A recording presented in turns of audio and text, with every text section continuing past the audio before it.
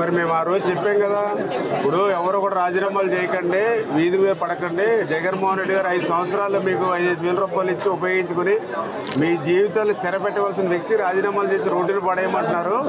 మళ్ళీ మేము వచ్చాక శాలరీలు పెంచుతాము, వ్యవస్థను కంటిన్యూ చేస్తామని చెప్పామా లేదా? అలాగే నేను కూడా గట్టిగా చెప్పాను కదా.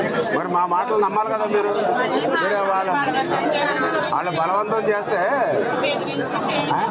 వాడు బెదిరించి చేస్తే మీరు కూడా మాకు కంప్లైంట్ ఇవ్వాలి కదా. నేను కూడా చెప్పాను ఆ రోజు, ఎవరినైనా బెదిరిస్తే కంప్లైంట్ ఇవ్వండి అని చెప్పాను. మీరు ఎవరు ఇవ్వలేదు. మరి ఏం చేయాలి చూద్దాం. ఇంటింటికి వెళ్ళి వాలంటీర్ కనిపించింది నేను చెప్పాను. చెప్పినా కూడా మీరు ఎక్కడ కూడా పెట్టలేదు. అది ఏం చేయాలో చూద్దాం. మరి అంటే మాట్లాడారు ఇల్లూరా మీరా? ఏదమ్మా ఏంటండి?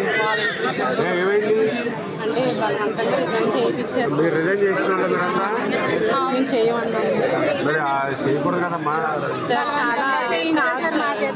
చాలా బలవంతం చేశారు.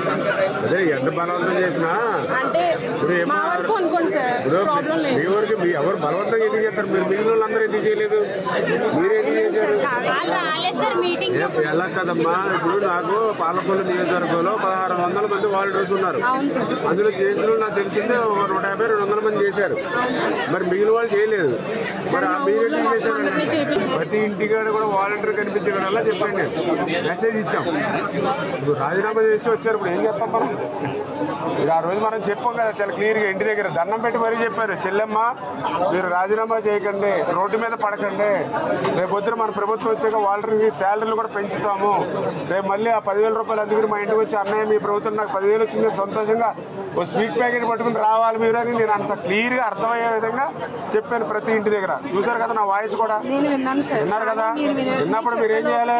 మన ఎమ్మెల్యే గారు కంటే నమ్మకస్తులు మీకు ఎవరుంటారు ప్రపంచంలో? మీరు ఉన్నప్పుడు ఏం చేయాలి? మీరు వీళ్ళ మాటలు ఎక్కలేదు, ఎమ్మెల్యే గారు ఉన్నారు అని మనం ఉండాలి. మీరు ఎవరు చేయలేదు, మీరే చేశారు అనవసరంగా. ఇక్కడ టౌన్లో ఉంది, అక్కడక్కడే చేశారమ్మా, అందరూ చేయలేదు. ఇప్పుడు మీకులాగా స్టేట్లో చేసిన వాళ్ళు ఉన్నారు. అంటే ఇది పాలసీ మ్యాటర్. ఇది రాష్ట్రంలో ఏం చేయాలో ఆలోచిద్దాం.